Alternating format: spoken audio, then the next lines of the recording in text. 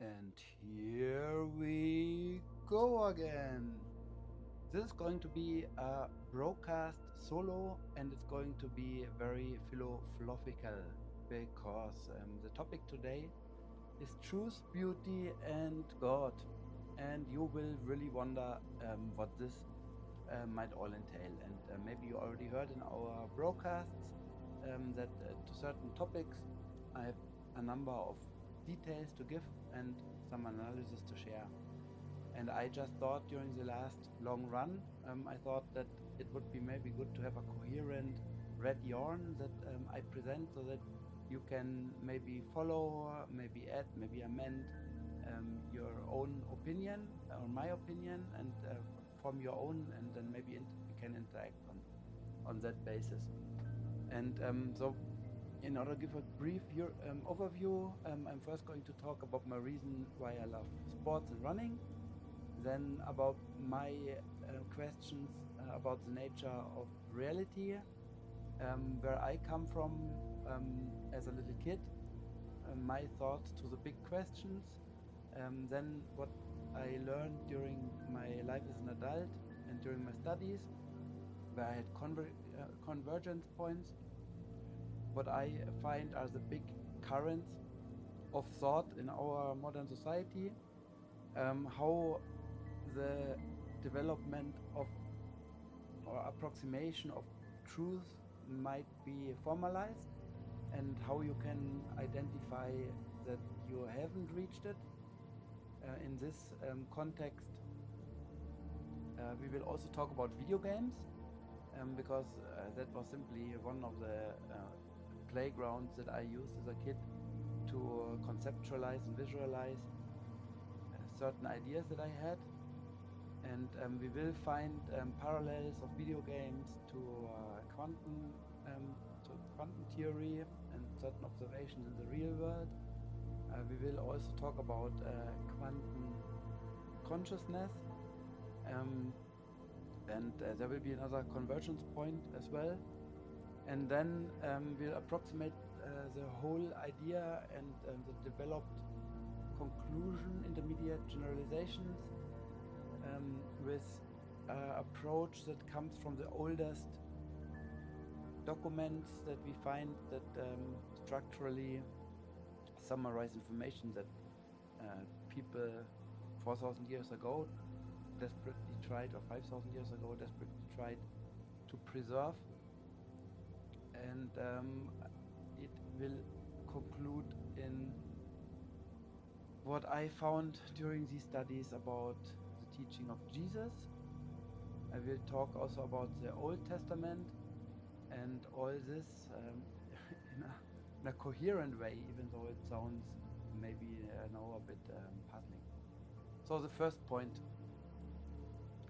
I am going out for sport to cut out the noise, because very often all the requirements of modern life and also the noise and the influx of different opinions and necessities, they keep me in a state of anxiety. And once I'm out in nature and running, then I can sort out my mind by finding a bit of calm, by listening to the nature around me, to my own footsteps. It all grounds my thoughts. And for me, sports is a vehicle to get out of the everyday necessities. So also I would recommend, so if I listen to music, I normally listen to 433 hertz music.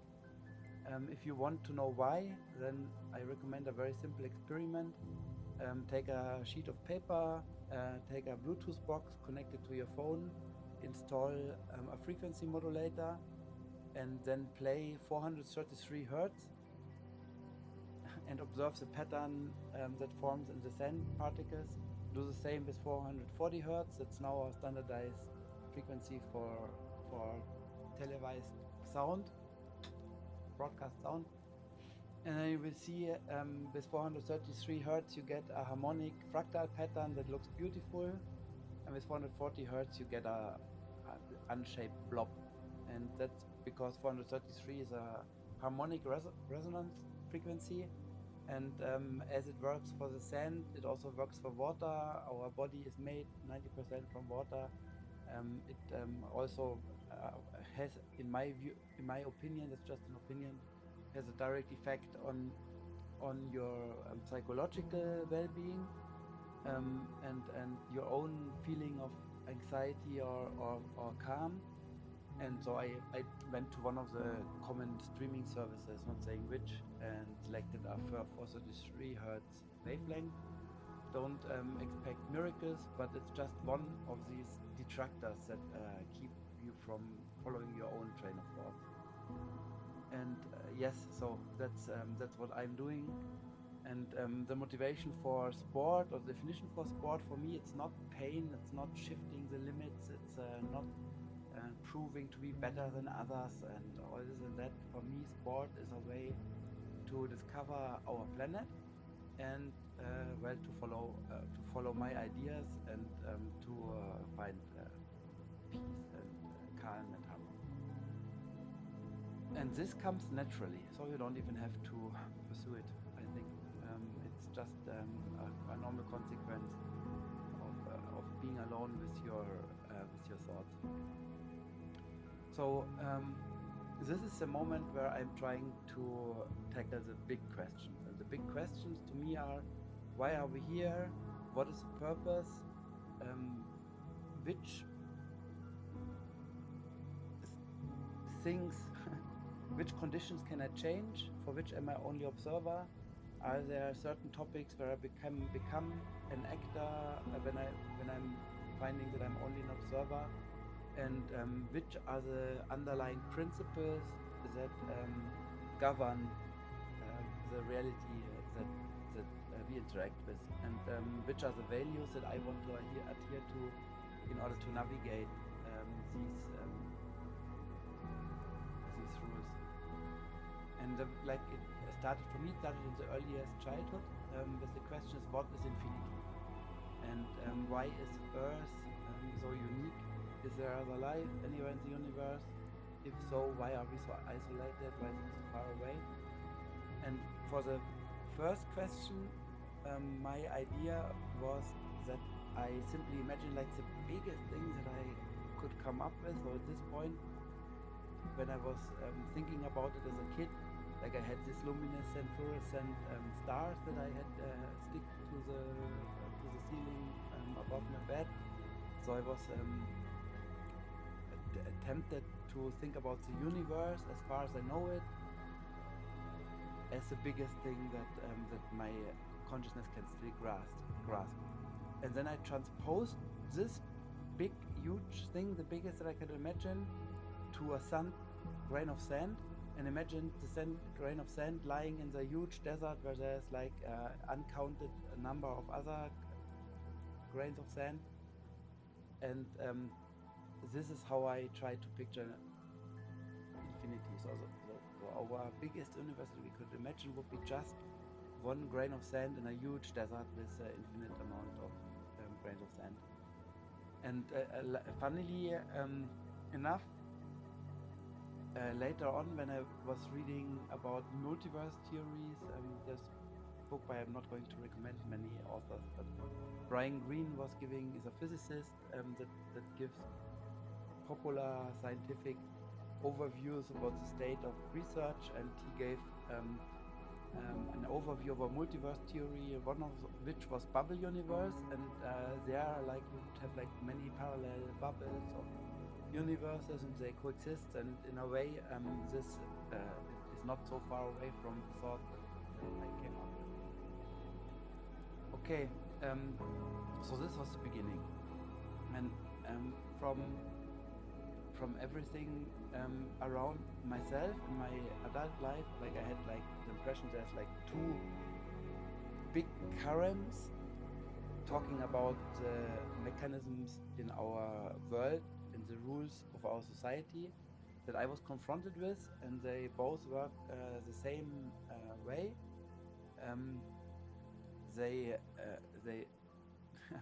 They they try to establish a certain train of thoughts by finding interesting candidates and then giving them reading lists. Because once you follow a once you expose yourself to the thoughts of a book, then you have no own established foundation and train of thought yourself, then over the reading time you are probable to be convinced if it's a coherent train of thought by the thoughts of the author. And I had like two separate directions from which I was like confronted with suggestion of reading lists. The one is very material. They are very wealthy.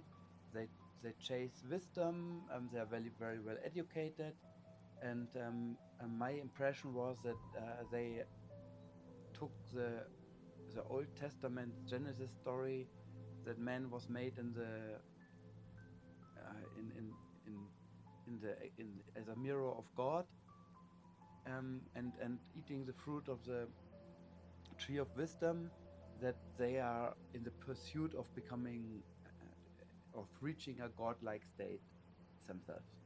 And of course, this current in society was in the Middle Ages persecuted by the church, so they went into hiding, and it's still more or less a parallel society that's not so has a public facing side, but that's not putting its most inner secrets and convictions um, up to a transparent surface, but there's many layers.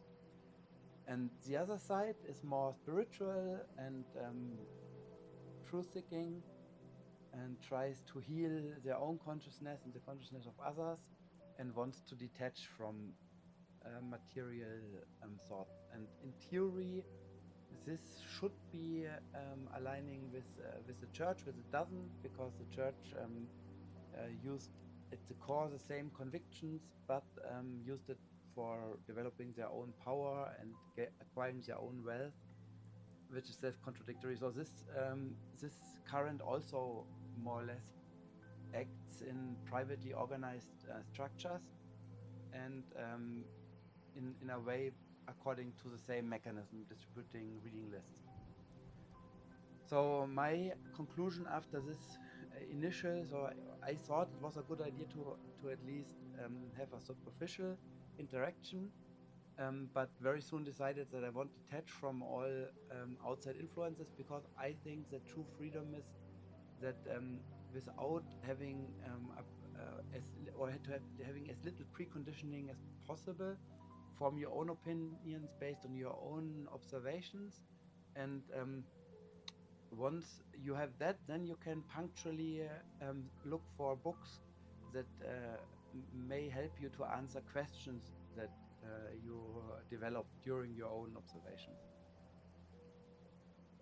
So, and for this, I needed just, or the governing principle that I needed to develop my own interpretations was that I had to conceptualize how you can make sure that everything you are analyzing is really going into the direction of truth, so that you're approximating the endpoint. So the endpoint truth, I can tell you what truth is, but in intermediate generalization was that you can't contradict yourself with the truth. So I'm testing everything that I'm confronted with to the point where I may or may not find contradictions. If I find contradictions, then either it needs to be refined or it's simply wrong.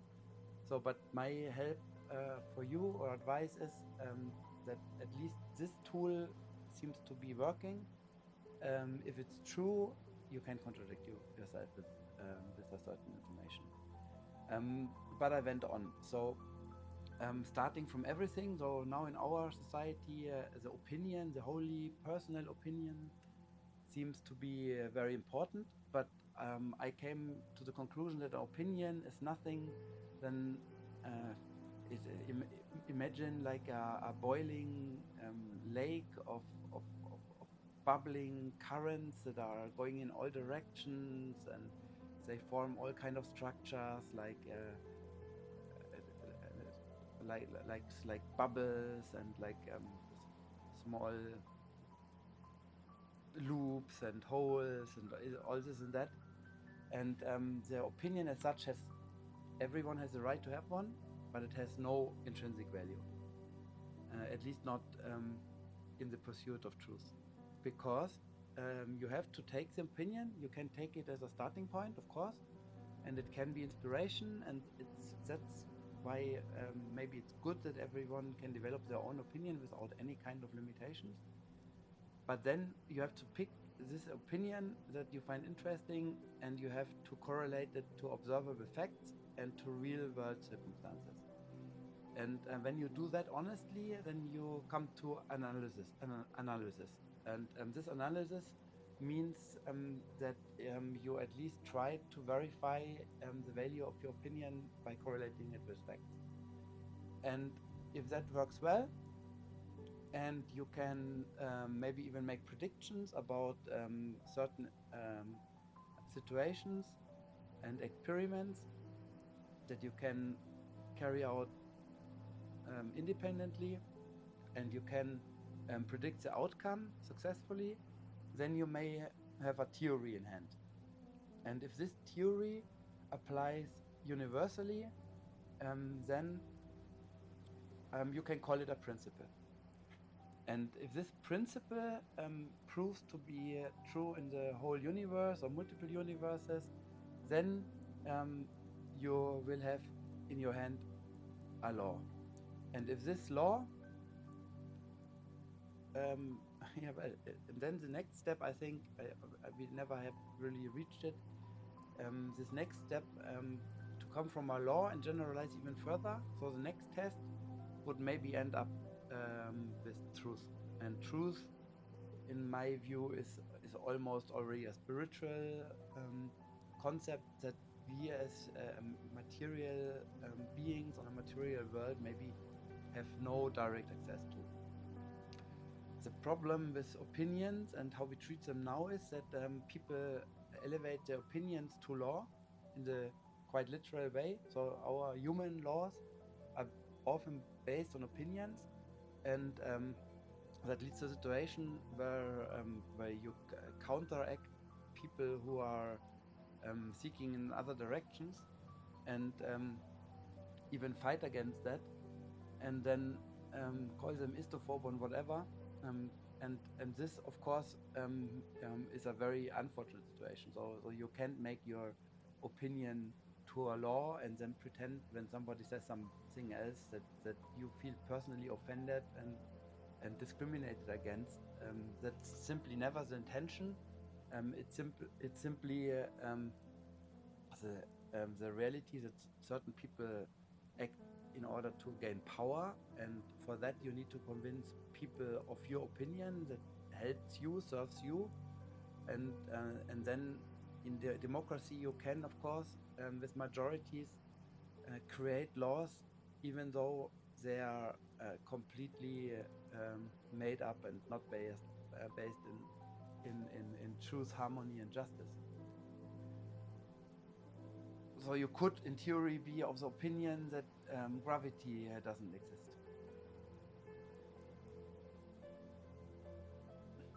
And I will use gravity as an example for developing my way to truth. So you would be of the opinion that gravity doesn't exist, but of course everything is falling down. So your opinion is more or less invalidated. So then you come to the point where you have to analyze that, yes, indeed, gravity does exist. You may find that all items with mass fall down in a gravitational field, or fall towards the center of the gravitational field. Then you may have a theory, and your theory would be that the acceleration towards on Earth, the acceleration in line with the gravitational field would be 3 meters per second to the square. And then you would test that by throwing the proverbial piece of cheese from a mountaintop, from a mountaintop, for example, from the Zugspitze, and then you would predict how long it would take for the cheese to impact on the ground in Garmisch, and you would see that your predictions wouldn't come true. So you will adapt your theory until you find out that yes, indeed, the acceleration is 9.81 meters to the second square. And then you will find that you have a principle, but it doesn't apply universally, because on other planets there's different gravitational fields. So I don't think that this is already, well, it is a law that gravitation exists as a function of the mass and this and that. So maybe you are at a law. It doesn't apply to all universes. We don't know what interaction with electromagnetism. We don't know. Um, um, so I wouldn't say that we already approximated truth. But this is only an example for visualizing the concept. So for me as a kid, it was clear that, like, I had a huge curiosity and fantasy, and I was of course living in a world with very real limitations. So I couldn't just travel and research and follow all of my thoughts. So I gravitated to video games, because video games simulate other worlds, other mechanisms. You can develop strategies. Like in Wing Commander, I could explore space and have dogfights among the stars. SimCity, I could build a working city, and in Populous, I could literally play God.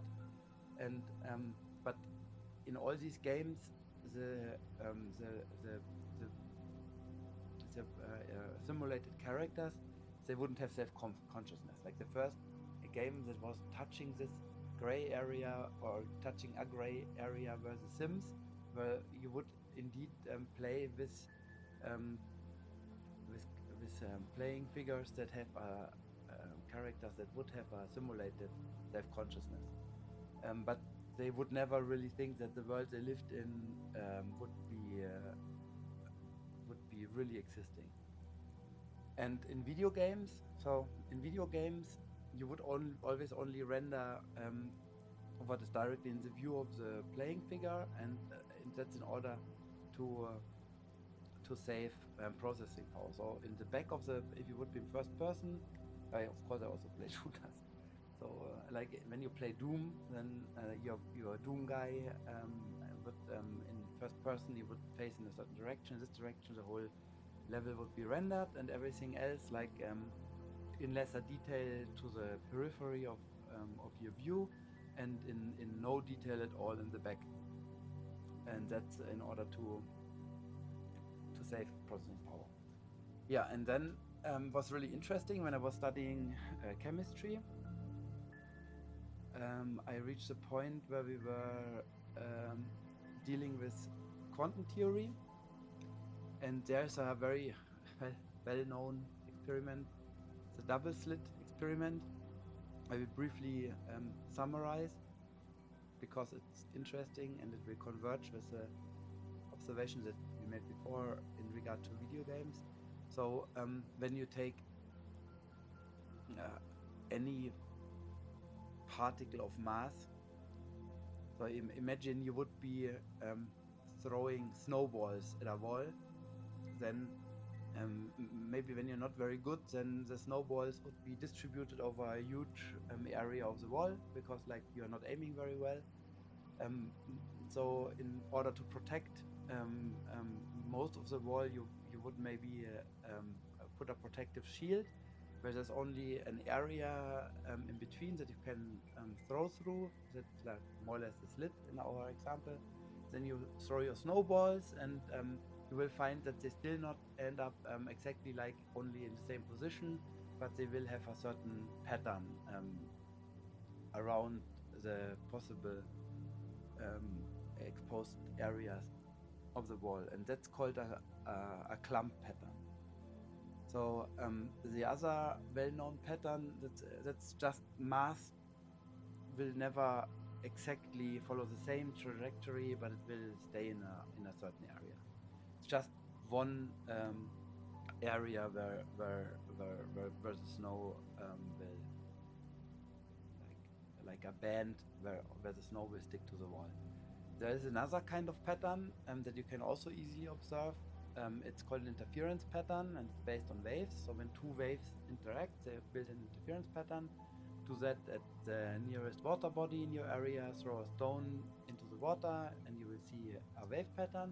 Throw another stone into the water a bit on another location will also form a wave pattern, and the area where both wave patterns intersect will form a wave pattern.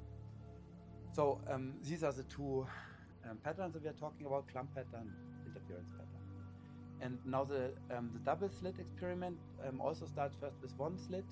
You take a particle with mass, and you shoot it through one slit, and you will get a clump pattern. And it will also be a clump pattern when you put on a detector. It doesn't change. The interesting observations start when you put two slits next to each other. You shoot particles through both slits, and in a way that the particles never pass through their individual slit at the same time. When you do that, and you would expect that that you would get two clump patterns, more or less, because it's the same, like you have one area where you can throw snowballs through, but you could also have three shields, one small in the middle, two bigger ones on the side, and then you have two slits, and you throw snowballs at the wall. Then you would also expect two clump patterns, right? It's why they don't interact. It never that two of the particles or snowballs would see each other in any kind of meaningful way, because you would make it sure that there's a time difference between throwing snowballs to the one free area, and then you would wait a bit, and then you throw the next snowballs to the other. So there's no point where the two actually meet. So they did the exact same thing in the double slit experiment, but they received a wave pattern, which is puzzling as such. How did they interact? And but it gets more interesting. The moment you switch on a detector on the other side of the double slit, then the wave, the interference pattern collapses, and you just get two clump patterns as you expected from the beginning. And this is also true by the by by curious fact that when the detector is not even switched on, or when it's detached from current, so you unplug it during the experiment, you still get the double clump pattern. So like in the video game, there is a difference when you observe the experiment or when you don't observe it. And this behavior is more or less known from light, h times mu. So light quantums, light photons, they have what's called a particle wave duality. But mass is not known to have that. And for mass, it's something completely new. But what is mass? Mass is protons that are kept in close proximity by neutrons that somehow manage to overcome the electrostatic repulsion that positive particles would have with each other. Same charge is pushing each other away. So neutrons can overcome that, and then in order to have a neutral particle again, you balance the number of charges in the core with electrons that circling around the core. And back in the day, like the normal electron model was that there would be like orbits, and according to quantum mechanics, we now know, following the Schrödinger equation, that the electrons have certain areas of probability and they are wave shaped. And this seems to be maybe the only justification why mass particles can interact um, like they would be waves. But it's still interesting that it's depending on on whether there's an observer or not. And so the, there's a second explanation what to or the in order to continue along this red yarn. So we are trying to create the analogy between video games and observable, measurable facts in reality. But if we continue to talk about quantum mechanics, then we have to at least roughly explain what that even is. So Schrödinger created the Schrödinger equation that shows that the electrons are like moving on this wave pattern, and that means that the electron itself has equal probability to be at every point on this wave function at any given time. But once you switch on an analytical device and you capture the electron, then the wave function of course collapses, because the moment you identify the electron, then it can't be on any other position anymore. And the nature of how that feels like the different options are true at the same moment in time is Schrödinger's cat, where you put like a cat in a box and you put a poison vial into the box that is connected to a trigger mechanism that would be activated by a natural radioactive decay that you don't know if it actually took place or not. Then you close the box, and since you don't know if the decay happened, you don't know if the vial of poison was ruptured, and you don't know if your cat is still alive or not. And so until you open the box, the cat is at the same time alive and dead. And that's the circumstance for all reality based in quantum mechanics, that until you observe, several options are possible. And for me, like my favorite example to to visualize that is, you stand in the front of a vending machine, and there's like, imagine there's only 2 chocolate bars that are sold there, and you throw your money into the vending machine until you select one of the 2 choices. It's equally probable that you would take one or the other. So in a way, until you select your chocolate bar, until you do that, you have the option to take either one. So both solutions are equally true, unless you take the decision. And then the question of, you put the analytical detector on, or you select your chocolate bar, then one of the equally possible options becomes truth in your universe, and the other one dissolves, which is really strange, because we have the principle of information conservation. So in the universe, normally information cannot just dissipate. So it has to be preserved. So the other solution, what happens to it?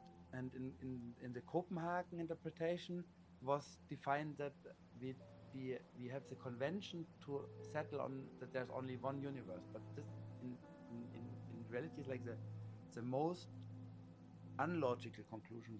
The logical conclusion would be that the other information cannot just get lost.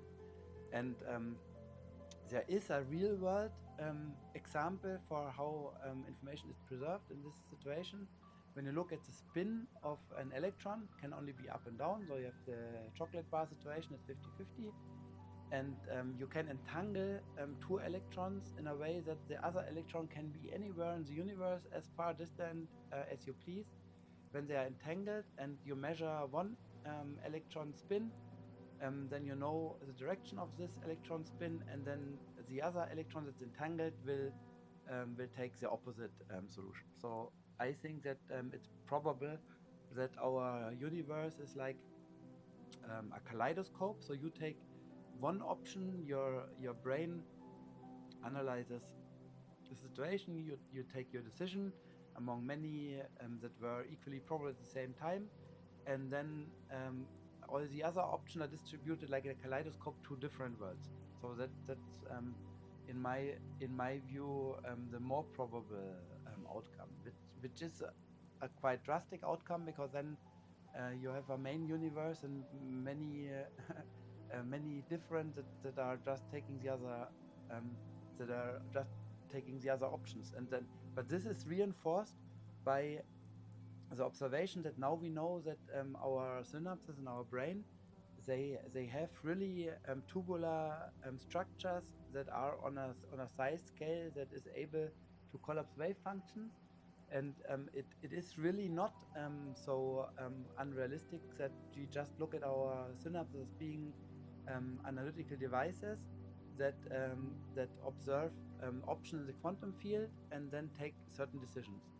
And in our brain, this is only at the first time, this is really um, coincidental, because synapses get reinforced every time you take the same decision.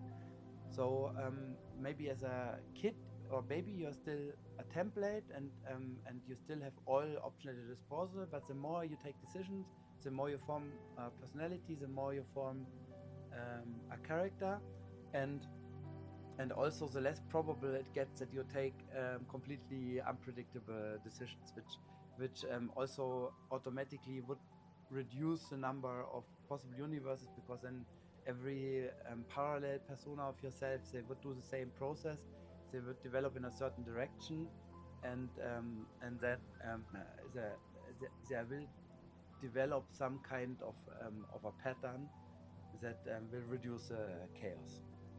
It also would explain why, when you don't have any kind of overarching motivation, you would be succumbing to the sofa gravity. So when you don't have any plans, then the risk that you maybe sit on your sofa, you do nothing, is pretty high. And that would also, in the computer game analogy, that would also mean that you reduce the calculation power you have to the areas where there's really something happening, and you reduce the energy you need for all other aspects of the universe. And it's also so every unobserved at the moment, if something is at this moment not observed, then you wouldn't invest any calculation power. So for me then, together with one other observation, notably the relativity theory, E equals m times c square, means that energy and mass are converted to each other proportionally, and just dependent on the light speed, to to square of the light speed, to the speed of light. And to me, then it seems like our reality follows the same logic as a video game, and mass doesn't really exist. It's just a consequence of energy divided by the speed of light to the square. And then I my intermediate and generalization was that we live in a quantum multiverse. It's like a overarching consciousness, and we are figuring something out. And every individual, they are on their own journey, and they form their own character and take their own decisions. And to what end, of course, I can't know.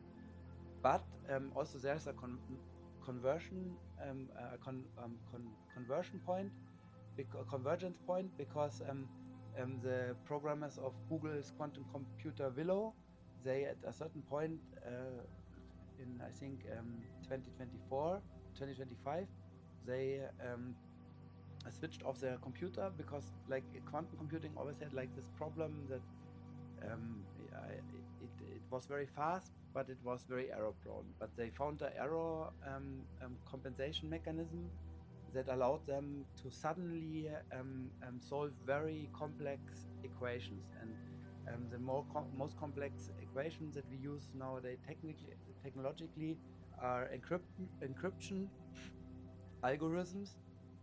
And an encryption algorithm, like in the easiest analogy that you find in your everyday life, you take a number lock, and if you want, if you don't know the code to unlock it, then you could go and just simply try one after the next possible solution. That's called a force approach, and that takes very long.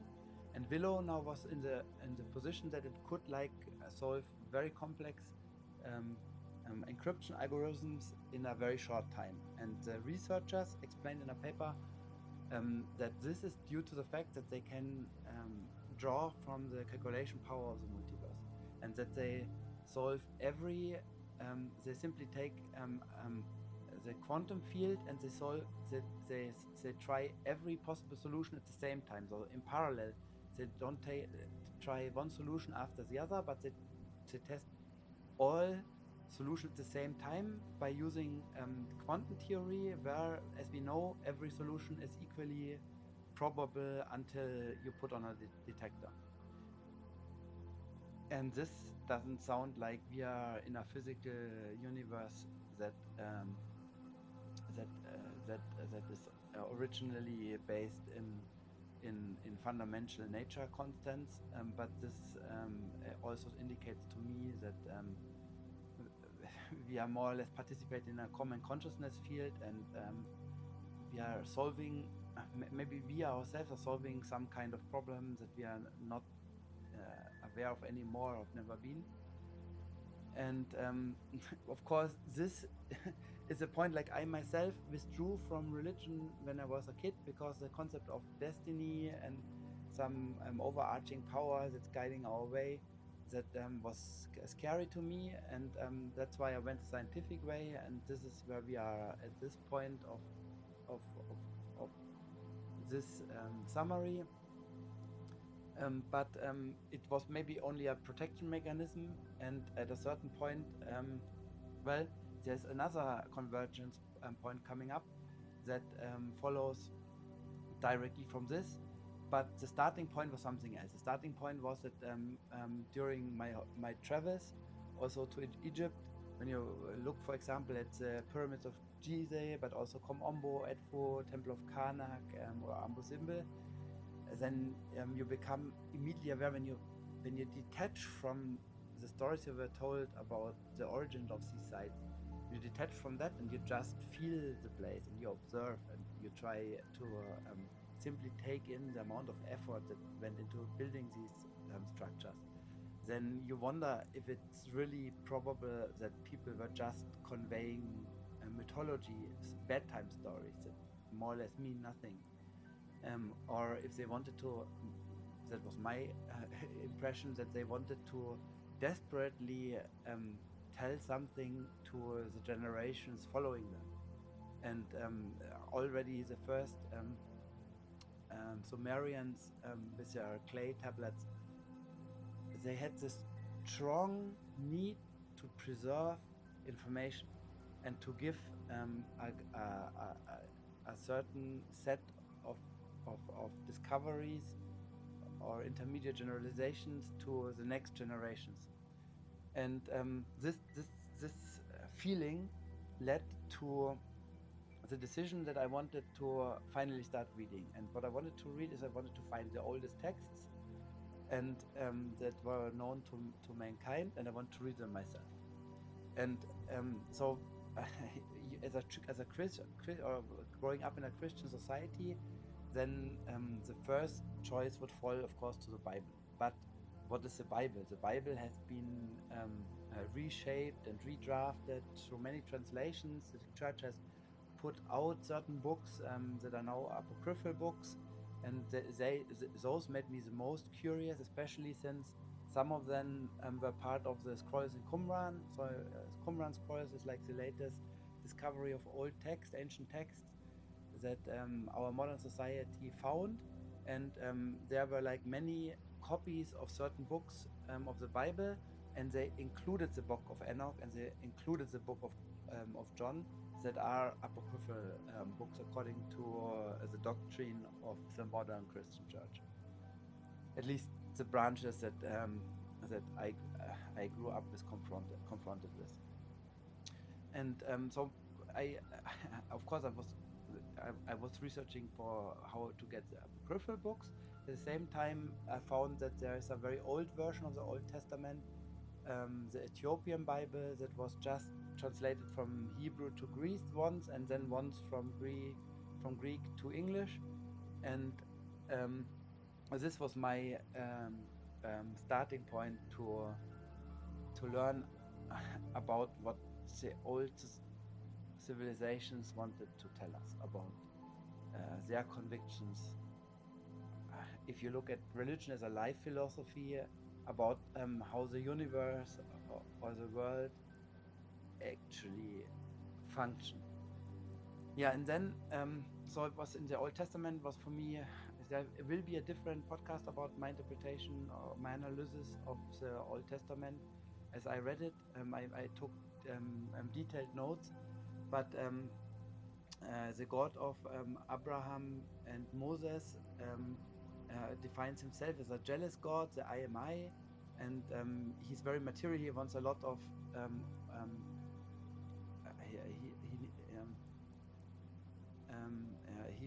he wants that his people adhere to a whole lot of rules, and he wants a lot of things built, like the tabernacle, and he wants a lot of sacrifices, also of animals and fat and burning sacrifices and all this very very material things.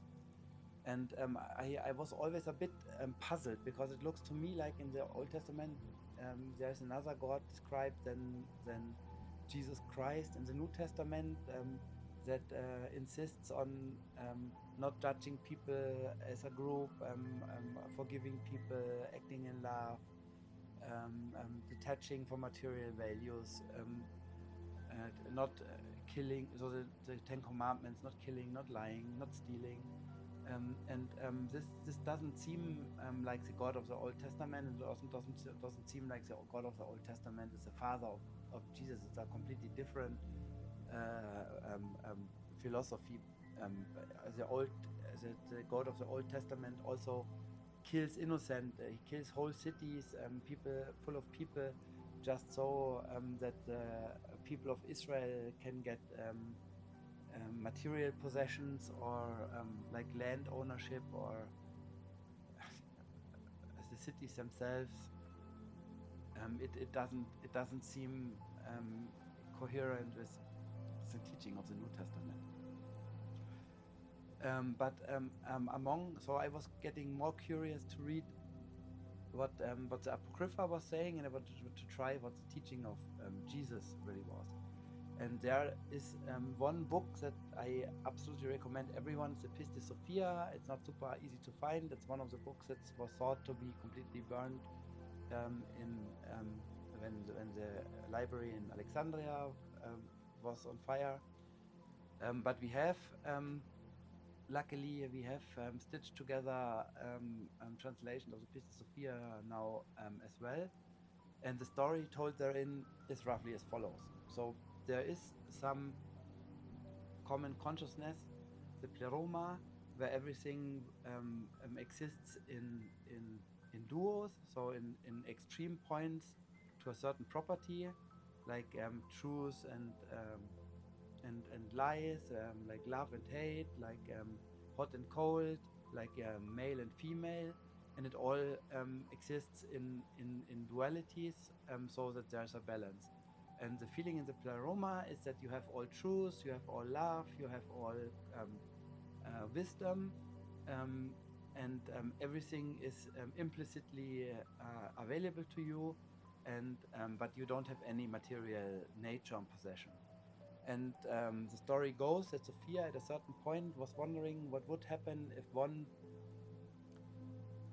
individual being would exist and could take their own decisions. And by the question alone, it created the so-called demiurge, is a being that has the body of a snake and the head of a lion, and was a pretty ugly, sad creature.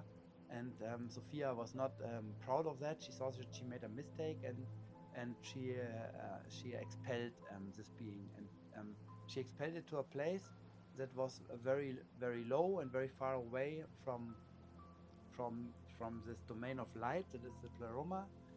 And it turns out that it didn't even exist this other place before. It is since the universe had to keep balance. In the moment where the single being with creative power was created, then the universe itself had to balance out the duality, and it did so by like in a continuum of energy levels, by splitting into two bands of energy levels. So the pleroma, of course, still existed, but now there was also a lower band where material world would exist, and that's where this demiurge was cast to. And since this being was completely alone, and it just had a faint memory of the world that it was born to, that it only observed very very shortly, it started creating a material universe, and in the image of what it remembered, so in the image of the world of God. And that's where Genesis starts in. This God, Yahweh, is the demiurge, is the God of the Jews, told Abraham and Moses that there's only one God to the people of Israel. It never thought said that this was true for all for all creation, for all other faiths. Like, so this is the context. And in this regard, the material world is a trap, because it's a long way to go to the other side. And Sophia wanted to heal her mistake, and she, at a certain point, so this demiurge was able to emulate the energy signature of the light of the pleroma. And Sophia was of the opinion that if she collected enough of the light that was trapped in the material world, then she could go back to the pleroma. She herself was cast in the middle layer, so she couldn't stay in the pleroma after that. So she was trapped in between worlds. And then she went to the material world in order to recover this light energy, and in order to heal her mistake. But it was indeed a trap, and the demiurge like assembled all his archons to entrap Sophia, and Sophia to steal her away all of her energy in the so-called chaos. And Sophia was suffering, and she went through several rounds of repenting. And at a certain point, the pleroma sent Jesus to give to provide hope and a way out for beings, or for splinters of consciousness in the material world, to come back home to the pleroma. And the first step was that he visited Sophia, and he didn't directly liberate her, but he created a bit bigger space in the chaos for her, so that she wouldn't be constantly attacked, and then she would be allowed to raise to the surface of the chaos, and then eventually she would be freed. And since then, there's a spark of consciousness in every, not in every being. Some beings, like, that during fertilization of an egg in the womb of a woman, there is an observable spark of light. So it would maybe be far-fetched, but it makes sense in my assessment. This is the moment where the cell, where the consciousness enters the cells. And so the people with a soul, it's another question if everyone has one. Even if everyone had one, then the teaching of Jesus would be that if you follow the commandments and you detach from material power and possession, and you are kind to everyone, and you ask for forgiveness for the mistakes you did, then at the end of your life you might be able to return to the pyramid. If not, then you're probably reborn until your soul is refined, and then you go to the treasury of light once your soul is ready. And this is converging with the idea that we are in a quantum simulation, because like when you build bonds in chemistry, like a sigma bond, then you have two sigma bonds from both atoms, and they combine to a higher energy one and a lower energy one, and the stability comes from the higher thermal stability comes from the fact that the electrons will be first put into the lower energy level. And the same is true for like semiconductors, where like a number of many, a continuum of molecular orbitals interacts with each other, and then you build a high band and a low band, and highest occupied molecular orbitals and lowest unoccupied molecular orbitals, and they are separated by a gap. And the same would have happened to the universe. And so in this last convergence point is that I think what the ancients wanted to tell us in their own words is that we are indeed living in a simulation. The way out was given by Jesus. Jesus was sacrificed, not for the act of sacrificing yourself to the benefit of the other people, but he wanted to show us that the material body has no impact on the infinite living soul. This infinite living soul got the hope by the teaching of Jesus Christ and the option to go back to source.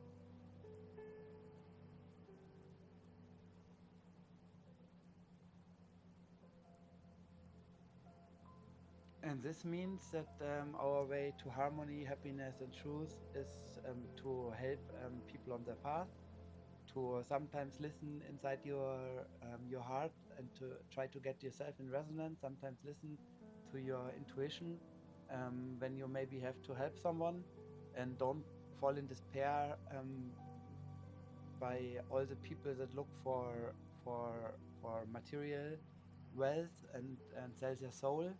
That's, I think, the reason for all the evil. Like well, you all know about Epstein Island, or all the lengths that people go through to acquire power and wealth. And but this is not a war. Everyone is on their own journey. Everyone can ask for forgiveness, and everyone can find their way back to source. But if you're on the path seeking for truth, then don't be distracted by the power from outside. Listen to your inside, listen to your intuition, and not be stopped in your path.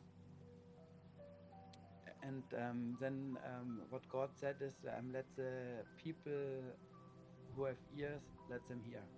And that's why I shared the story. I wanted to reassure everyone in the same situation. If there's only one person who can relate to this, yeah, rather not brief, this extensive summary, then this was already worth it. I'm happy for our 10 subscribers. That's a great deal for me and my brother. We are also both on a journey. And this overview may be the starting point for further interaction. So if you want to ask questions, if you want to discuss a certain topic, if you want any aspect to be developed further, put it in the comments. I love you all. I wish you truth and happiness and harmony. And this is the end of today's BroCast. Bye. See you soon.